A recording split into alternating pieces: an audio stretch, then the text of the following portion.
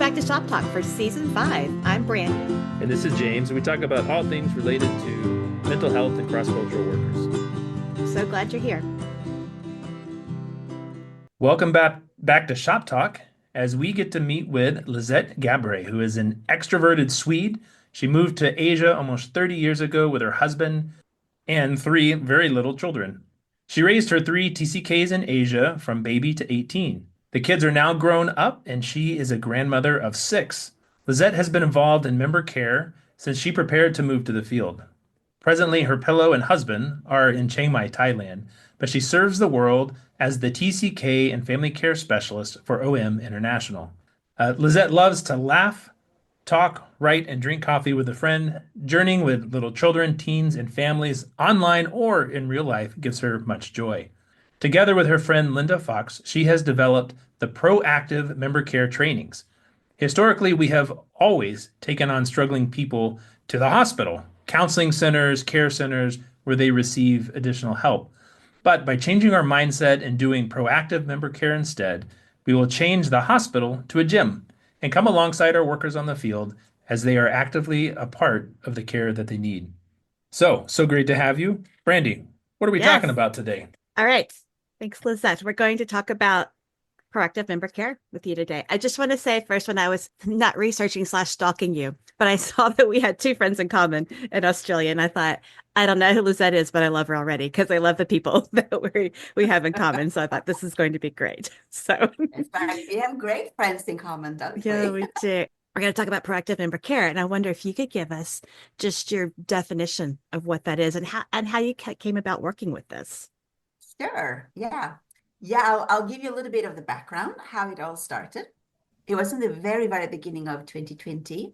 And I'm someone who loves to facilitate trainings because I love to see people grow. I mean, it's been a while since I had done a training, and I was thinking I really, really want to set up a little training. For example, here at the Well in Chiang Mai, and invite people from many organizations. Where we would cover a number of topics on member care, because I wanted to see people really grow. And then I remember that I read in the Bible that 2 are better than 1. Apparently that was about marriage, but then I thought of my friend Linda Fox. So I called her and said, Linda, I want to set up a training. Do you want to come alongside? Let's do this together. So we actually planned a day where we would spend time together, and we will have a work lunch, and we were going to brainstorm and work out this training. She was very excited about it. But then, of course, COVID happened, because this is January 2020. So then actually our very first time when we brainstormed and kind of actually put all of the seeds in the ground to do this training, we did actually over Zoom, though we sit just kilometers away from each other. And at that time, as we were looking at a number of topics we could work about how to have sustainable workers. We could talk about TCKs, marriages, preparation before going to field. And then Linda, she could have all the credit actually, because then Linda said, well, what if we think about it a little bit differently? What if there got to be a more sustainable way of doing this? And then she came up with a picture. What we do right now and what we traditionally has done for the last 25, 30 years since member care kind of was formed was that we actually wait until crises are so bad then we need to just kind of evacuate someone and fly them to the Well or fly them to one of the member care centers, counseling centers somewhere in the world, is basically taking them to the hospital. There's a dying patient, take care of them. We need expert help. And then we just drop them there at the emergency and we let the doctors do everything. So then we were talking about it and she was like, well, what if we change that? What if we start thinking gym instead? And so then we talked about that back and forth, and what that would look like, changing the perspective of not just doing preventative care, because I think preventative care is way better than just sending them off when they're half dead. But yet, preventative is still something that is basically offered you. It's done for you. You are the receiver. And then we were talking, and Linda again came up like, but what if we use the word proactive? What if we do all of these topics, but we twist them a little bit and we take a step back and think, how can we do them proactively? So instead of sending the people, all the cross-culture workers and missionaries to when they're half dead to a hospital, to expert, what if we take them from the very beginning before they go to the field, or if they're already there, we help them by, first of all, needing their needs. Do they actually even know themselves? Do they have self-awareness? Do they know what they need? And then take them to the gym in the way that we will then encourage them. Well, let's see, what do you need? In your case, if you think gym, what do you need? Well, you might have to buy running shoes. You may have to buy a gym card. And I actually use my own, when we use this in our trainings, in our webinar, when I do this session, I have a picture of me, two pictures of me. I have one when I'm in hospital, from a time when I had surgery here, and I'm totally in the hospital. I literally got in, and they change your clothes, they feed Wow. you, they just put Yeah. things into, they do it all, and you don't say a word. The doctor is telling you exactly, and I'm just like the receiver. I just receive, and then after a while, I'll go home and I'm apparently fine. And then I use another picture of me where I had, and I'm so proud of this, for my first time ever as 53-year-old, I had started running and I completed 10K, 10 kilometers. Nice. Yes, I'm so proud of that. So I realized that I was not in a good shape emotionally. We've been in Sweden actually for a year. We've been living together with our first granddaughter. And then I was leaving and moving back to Thailand. I was about to die. I had to leave her behind. I had to leave my kids behind. And I'm like, I had to leave my grandkids and everything. Like, I don't think I can do it. And I had a friend who asked me, but what are your biggest need? What do you need? Well, I need to sort out my emotions. And then I know, because I work in memory care, what I need to do is actually to get physical. If I get going, if I move my body, I opens up and I connect my brain, my heart, my mind, my soul. And then my friend said, well, why don't you start running? You can start jogging just a little bit. I'm like, are you kidding me? I'm like, huh? Do you know how old I am? It's not happening. All you need to do, go and buy a good pair of jogging shoes. You can buy a good running shoes. You can do 1K. The goal is just 1 kilometer. I tell you, I was half dead after 500 meters. Well, I would die, collapse.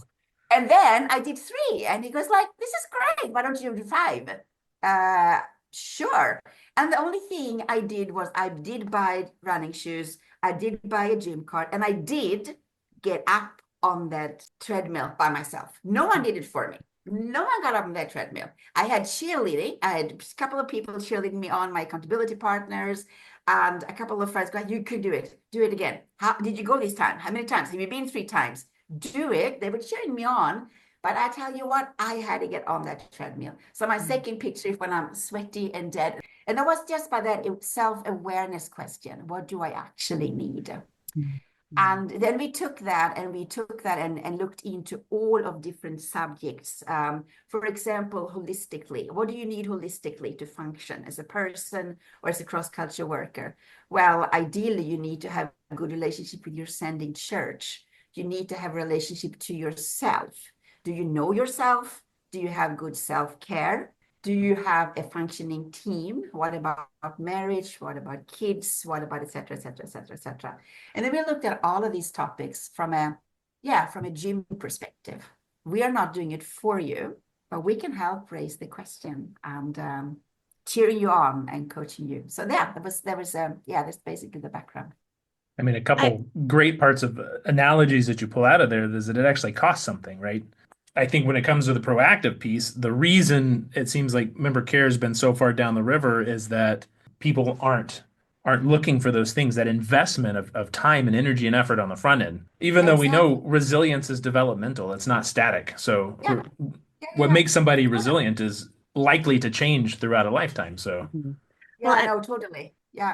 I think about too at the gym we go to here. So there are a couple of people at the gym that I'm like, that's really interesting. If you use that analogy, there's a guy, and I promise you, he just walks around the gym the whole time. And my husband and I talk about him all the time. I was like, was that guy there? I was like, yeah, he was. And he just kind of walks around the whole time. And then there's another one who I was on the stationary bike, and he was next to me. So I'm like always looking over to the next person, like, how fast you going? And he was like out of 1 and he was on his phone. So there's like, there's going to the gym, but there's doing the work. There's doing the proactive. Yes, of course. Work. Absolutely. Because they are people and you wonder what they're actually doing there. So it's the gym. Right. So it's not like osmosis where it's like, if I'm at the gym, fitness will happen to me. And so like, proactive member care involves investment too from It does. It does. And yes. you need to actually invest your time and your energy. Hmm. And I've seen it changing so many people's life when you come alongside and say, you know what, I'm so happy to journey with you. I'd love to journey with you, but you also have to invest. You have to actually do the hard work. I'll Yes. support you. I'll cheer you on. And it's interesting how people don't really know themselves. I mean, I work with families now. I work with family care, right? And I sat with someone the other day and really struggling, little children living somewhere in the world. And, so then I asked her, so what do you actually need? She went completely blank.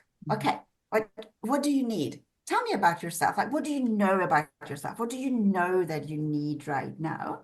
And then I had to help her to just unlock the answers. I didn't want to give her the answers, but I just help her. And she goes like, I thought I knew myself. Actually, I didn't know any of the answers. I don't know what I need. And I think if we can help people by that first questions, what are your needs? And if you look at a whole family going to the field, what are the needs for you, for your spouse, for each of the children that you are bringing? Because we all have different needs. And how can they be met by doing it in a gym perspective, in a proactive way, rather than having to send people to the hospital. And I've been doing this for so many organizations, and Linda and I've been doing it together. I've been doing it separately, this webinar. And I've had people say, like member care people that's been around for a long time, are you telling me that I'm out of a job? There's nothing for me to do. I'm going like, duh, no. There will always be crisis. There will always be times when we need the reactive care, where we need to step in because there was a crisis, there was an emergency that we could not have foreseen. And because we still need to then take people away. And there will always be war, there will be all kinds of things like flooding or all kinds of things, right? But if we can change the mainstream of member care to be proactive rather than reactive, I think it will be much, much, much better. I mean, I think they're missing out on something if they think that they'll be out on a job.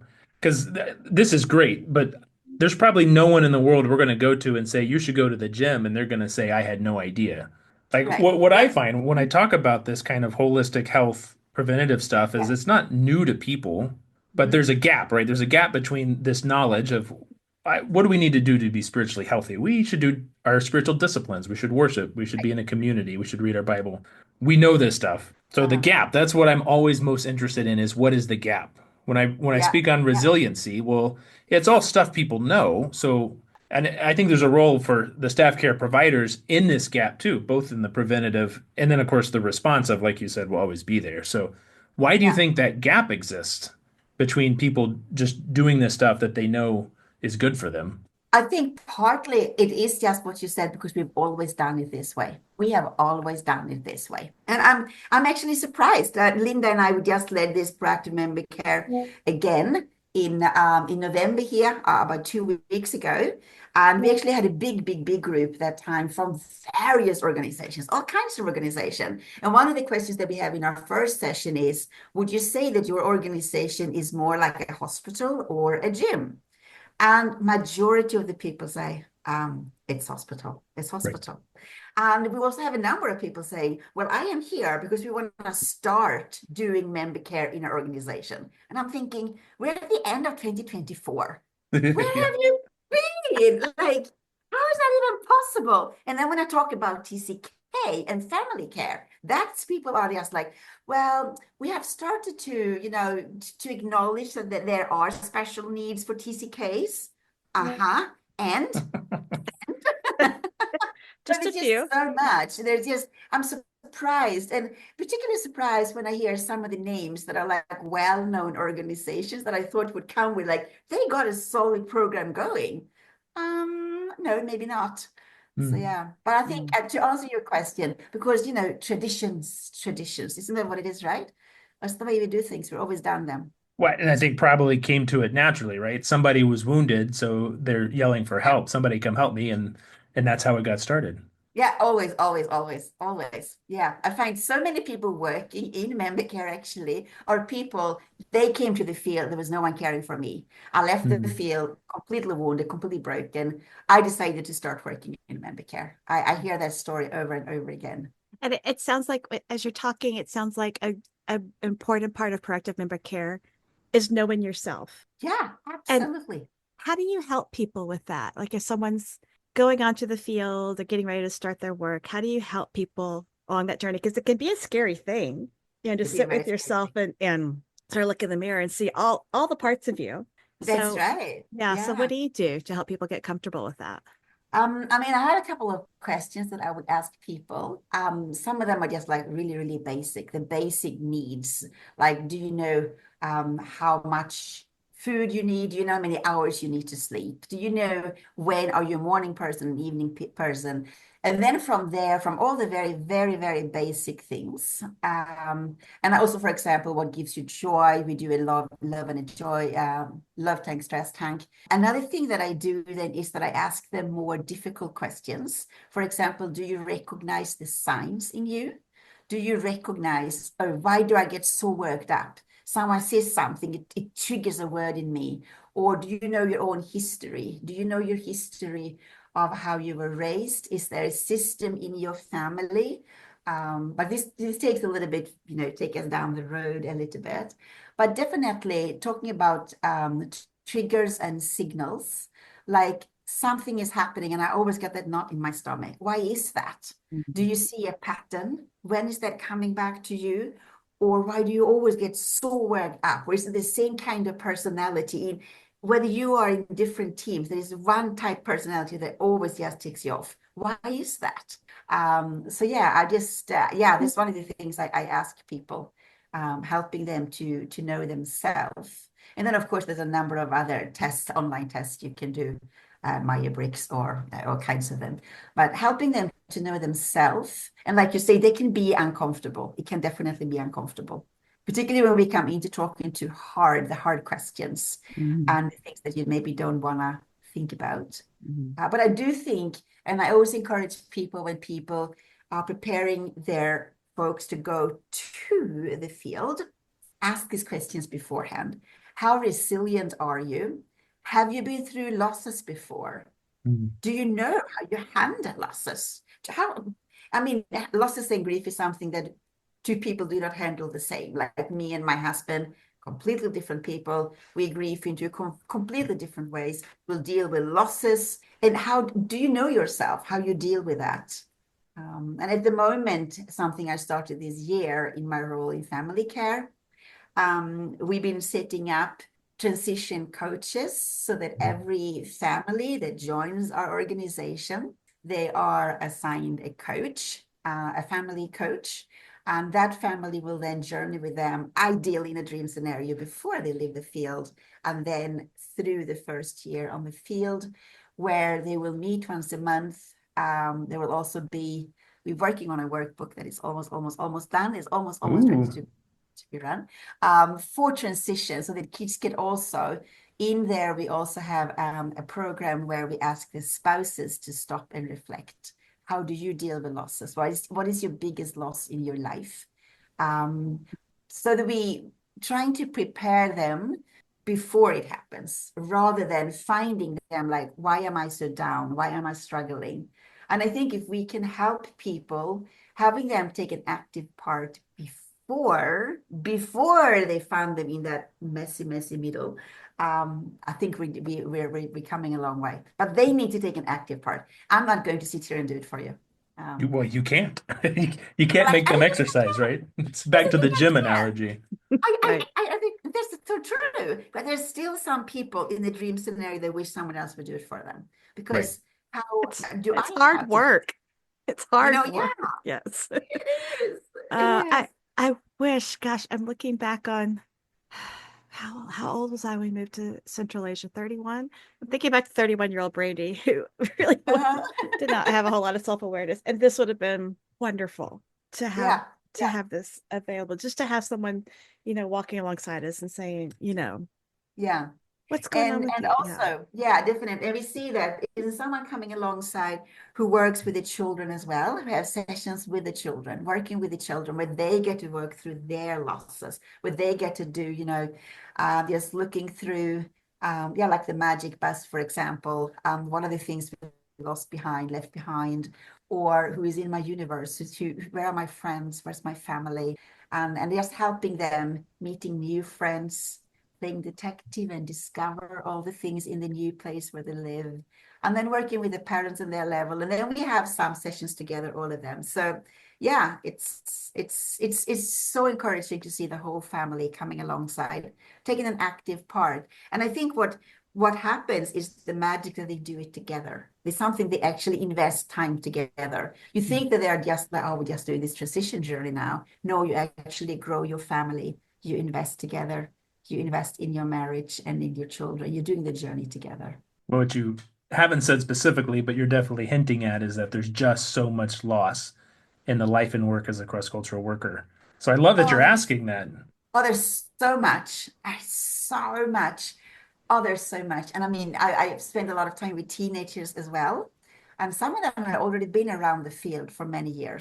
years hanging around. They may have moved to a neighboring country, sometimes across the world, but it's not seldom they move around to quite a neighboring country or somewhere else in that area or in the country. Or another group that we talk very little a bit about are the stayers, the one that are in the Mhm. country. My parents are called to this country, and I'm here for my, like in our case, I'm living here in Asia for 18 years of my life, the first 18 years of my life. And though I am here, how many people are coming and going, coming and Mhm. going? And and then there's so many losses. And plus, of course, all the hidden ones that we don't really Mhm. see, I think all the there's smells. another population is our we have a lot of national staff that are also like Yes. you, but are always there. Like I had a Kenyan Oh, friend tell me one time that he was just getting really tired of all of his friends coming and going because he kind of moved in some of the expat circles when I lived there, and it's just exhausting. He's like, "Yeah, I made another friend, but who knows how long they'll be here." Mm. So, yeah. And I hear that from the Thai friends here in town as well. They go like, yeah. oh yeah, now they're going back home, yeah. And then they come back, and then they Yeah. come back again. Or another one. Or the typical thing we do in our orgs is that we just have another leader coming. You get a new director, Right? a new Yeah. leader, a new director, a new leader. The nationals, the local staff, they are the same. They have to deal Yeah. with another Yeah. another one Yes. coming, another And one assigned to do and they this don't feel job. like they have agency over that. It just No, happens exactly. to them. Hmm. It happens to Mm. them. I wonder if you've had people, come to you after you've done some proactive member care work with them, if they come to you later and been like, thank you, this has really helped because if you down years down the road, we're facing this, but we know ourselves better and we know how Hmm. we're going to handle this. Oh, definitely. I have a lot of them, and a little bit like you said, James. I have a number of them saying, "Oh, now this is so good. I want to do this now for our department here." And then they realizes they are doing that. Oh no, now we're taking it down to the nationals. Not that there are different levels, but now we are trying to adjust it and change it to a way where it works in a culture that is differently. For example, we are very individualistic. How do you Mm. do this in a group culture? Where they're different. So yeah, definitely. It's been very, very encouraging and helpful to see people realizing, actually, I didn't know myself the way I thought I did. I didn't realize my needs. And in all honesty, I can look myself in the mirror and this is what I see. But when you look at me across the screen, you see something else because I'm so used to seeing myself that I don't Mm. even look very carefully. Whereas you look at me and you see things like, oh yeah, I guess you're right. I guess that's me. So sometimes we need someone else to come alongside. And I also think in the whole plan that God had from the beginning, it's living in community. I don't think He asked of us to run this race by ourselves and figure it all out. I think it's just so clear in His word that we are doing this in community. We need other people. I mean, one thing that I talk in one of the in one of the sessions for proactive member care is to have like life-giving friends. I call them life-giving friends. You can call them accountability partner, prayer partners, whatever you want to call them, or journey companions. I call them life-giving friends. And these are people that I have allowed to ask me the really uncomfortable questions, the things you don't post on social media. Mm. The things that are just like, I'm ashamed, I'm embarrassed about, for example, my sins, areas where I'm struggling in my life. But I have given them permission to ask me that so that I can grow, and that's a mutual relationship. And to do that as well, rather than after I have crashed, they're Right. taking me beforehand.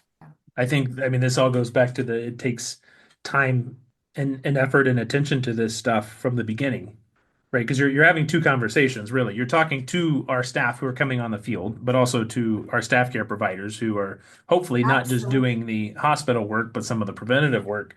But Yeah, yeah. it's just got to take an organization saying we're going to commit to time for this, whether it's we're implementing Sabbath, we're implementing sabbatical, we're letting our norm actually be this stuff that's healthier. Yes, absolutely. And that actually, I mean, another one that I do in this training is that I talk about creating a Mm. DNA of a caring organization. And creating a DNA of care, one of the things that I say, and I talk to a lot of boards, a lot of organization, care got to cost money. It got to cost money. If you don't think it's is worth investing financially or time-wise in someone, I don't know how you're gonna do it.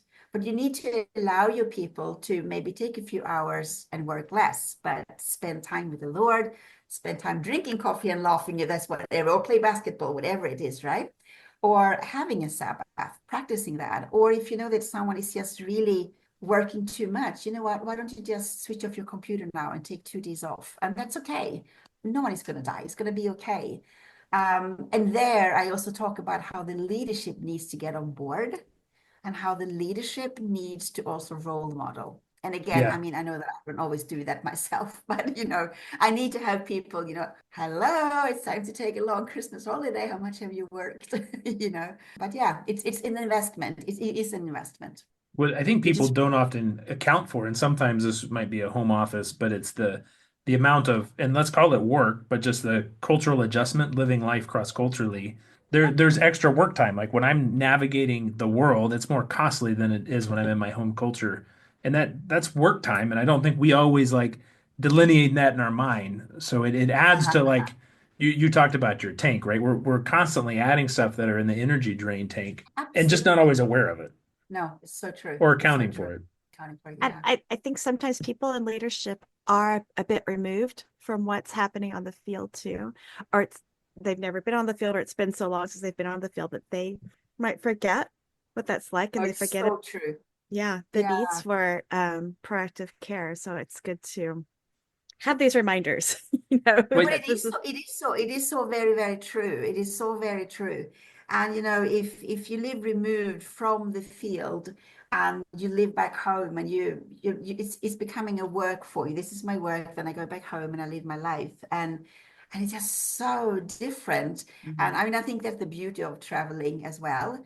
When you go and meet, you talked about national before, but when you actually go and I mean, my favorite thing to do is just, I love drinking coffee, but to go and visit someone when I'm traveling, to sit and drink chai, to sit and drink tea and look them in their eyes, sitting in their homes, whether that's on a beautiful carpet on the floor or wherever it is, just sitting with people, sitting where they are and being there. But if you're removed from that for too long, it's going to be, you talked about gap before, it's going to be a gap. Of course, it's going to be a gap because how can you remember? How can you know? If you never ever lived on the field, but you work in an HR, you work in an office, how can you even know? I also have grace for our leaders that they have to hold that balance of all the stuff that has to be done to make whatever project, mission, organization, function happen, and the people. It's a tough place to be in, even those on the field, to have to know all of this stuff has to be done. And how do I Yes, navigate that with people who also need to have a break? It's I think just difficult for leaders it is often. very difficult. And then on top of that, I think there are always crises. On top of that, there Right. are always crises to deal with. Yes. Always. And how do you balance all of that? And how do you keep, yeah, a good balance? You talked before about just the spiritual aspect as well, because I like the whole holistic view of like where am I with God? And Mm, I asked the question, so do you think God moved or you moved? Who do you think moved if you feel distant from God? right. But also another thing that I often talk with people in the whole holistic area is socially. How are you socially, relationally? How are you doing with friends? Do you have a trusted friend? And another one that I so often run into here in Asia, also in other places, is just the finance side of things. We don't talk finances. We don't like to talk money. But a fact is that so many workers on the field are struggling financially. They don't get enough support. And if you, for example, in Asia, you need to send money back home to your parents. You need to send money to your kids' school. You pay Mm. for them on whatever little support you have. And that, of course, impact how you're doing emotionally and mentally. So all of these things, I mean, I think we are holistic beings. We are not just one part. We are complicated. Each one of us are complicated, but we are And I also think, holistic yeah, beings. it's good. It's easy for us to look at the spiritual aspect of things. Like, am I spending time in God's word? Am I spending time praying? That those are things Yeah, that even if we're maybe not actively engaged in, we know to look at that, but we don't always allow ourselves to look at the other aspects in that holistic sense of how we're doing. right. And especially like going onto the field, like, are there areas of my life that I'm not paying attention to? And it's okay to pay Exactly. attention to them and to think about, what you could do to build yourself up in those ways, because things don't happen in isolation from each other. We're Yeah, all, our whole self is they do. affected when something else isn't. Yeah. So I imagine too, if, someone's really seeking like proactive member care and seeking to like really participate proactive member care, if a crisis happens, which often does happen, I imagine that really helps with the resilience on the other side of the crisis too. Like, it's not potentially not going to be as devastating if someone has put the work in advance. It's absolutely true. I've seen so many times where resilience is being built. If you practice all of these different parts, resilience is actually automatically being built up. And if you have a number of these things in place, for example, if you know, how are you doing physically? And that's one of the questions I like to ask people. How many sick days have you actually had? Like, how are you doing physically? Do you often have headaches? Is there a source to that? Or if you often have whatever it could be. I mean, whatever it could be, just to ask people, how are you doing physically? How many holidays? And even ask the follow-up questions. Oh, I had 2 weeks. How restful were these 2 weeks? Because sometimes we know holidays may not actually be the most restful times of our life. And even Especially having like parents with little kids. exactly, exactly. And not to mention holidays like Christmas, where you get together bunched with all kinds of relatives and whatnot and expectations. And I think also rhythms is one thing that I ask people about. Do you have rhythms in place? Do you have, and what rhythms or routines can you bring that will always be there, even if you are in transition or even if you move? And I think if you have a number of these things in place, it's not guaranteed that you're not going to meet crisis, because there will be crises you cannot control, but there are already some resilience built up, because you will go back, well, as soon as possible when you can get things into normality. What are the things we always do? Well, if you have little kids, maybe you always read a story or pray before they go to sleep. Or me and my husband, we drink evening coffee every night, or whatever it can be, whatever it is you do. If you're Swedish, we drink evening coffee because that's what we do, right? Is it But you know, decaf? whatever I'm it is, curious. I'm curious. Is it decaf coffee? of course not. Oh, okay. Course not. I How don't do even think, no, we do have decaf in Sweden. I'm sure we do have decaf, but I don't barely know any Swedes drinking decaf coffee, to be honest. Okay. I'm just curious at night how you sleep. But Here, we okay, just there had you a party, go. my That's a husband different and I. story. A I had different to leave question. him to go and see you. A lot of research on resilience is builds into two categories. It's the protective factors, which is all the stuff you're describing. Like, what do we do that is building up those protective factors? And then there's the risk factors, things that Yes, erode resilience, and it can occur in every single category you mentioned, right? We can, yes. in a day, a week, a month, a year, have protective factors for our spiritual resilience, those things that we do, but also our physical and mental, emotional, social, and it's all fluctuating and developmental because it's not static. So it's something we just have to attend to. I can't work out January Absolutely. 1st and expect to be in shape in June. It just doesn't work that way. I've tried it. It didn't work for me either. This is so interesting, Lisette. I wonder like if you could talk to some sending organizations or Mhm. sending churches about this. Like, what would you Yeah. want them to know about proactive member care? Yeah, I think if I talk to a church, One of the things that I always start by saying, which is not necessarily proactive, but for me, this is just common sense, but apparently it isn't, is that missionaries and cross-cultural workers are just regular people like you and I. Mhm. They are just regular people that got a calling and then they said yes to that calling. Because so often we just lift them all up on the pedestal, and because we are so amazing. Missionaries are so amazing, right? So that's my number one thing. Secondly, I would say that they are on a journey and they need your encouragement and your support. When I talk to organizations or a board, for example, of an organizations, I mean, like I said before, I will go back and say this needs to cost money and time. That's the one thing I would say. And I would say what you said, that James, this is actually an investment. You may think that, wow, if we're really going to do this and we're now going to take time, everyone are going to go through some kind of member care, we're going to redo our system that may take time, we're going to train our people that may cost money, right? But actually what you're doing there is that you're actually investing. Because sending a family, let's say a family or even a couple, but a family to the field and have them set up, there's the most costly time ever to get someone to the field, to set up a family and get them into school and set up a home. And then they crash and you take them back home. But if you actually invest and help them find themselves, know who they are, and get a few things in order, you're actually investing. So I think that's one of the things that we tell them. It needs to, and I also do say it needs to be in DNA in the whole org that needs to be changed, where you as well you need to jump on here. We're gonna jump on the train, come and join. And but yeah. It sounds easier than it is though, because some people are like, it sounds so good. And then it's a bit complicated, but it's not complicated.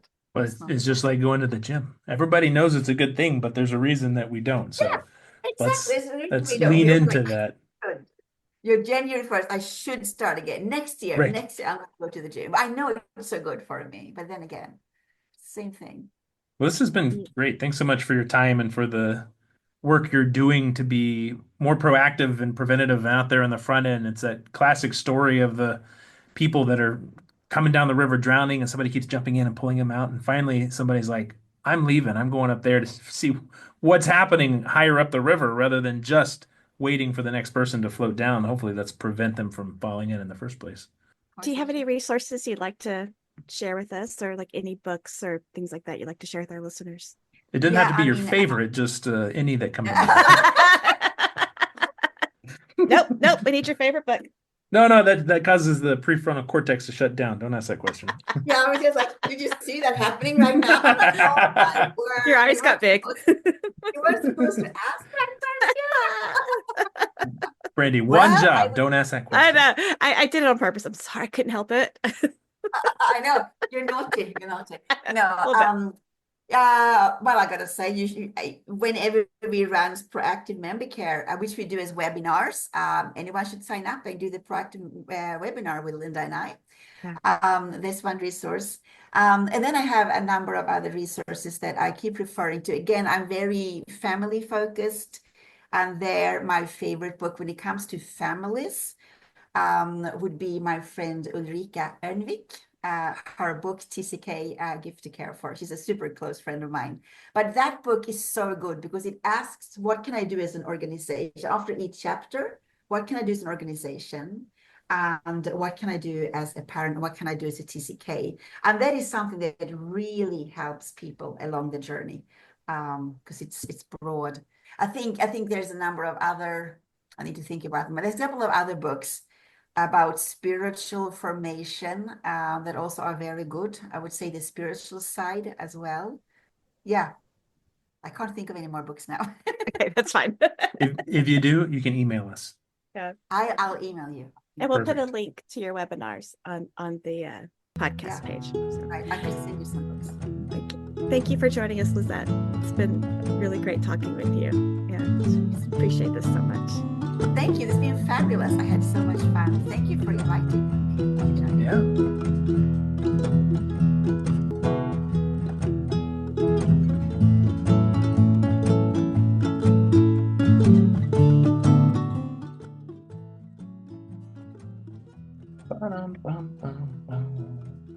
Hey, Tracy, now we're watching an old Tonight Show. Ah, there she is. So now, Elizabeth, this is 2 times, so you know whose fault it is. So,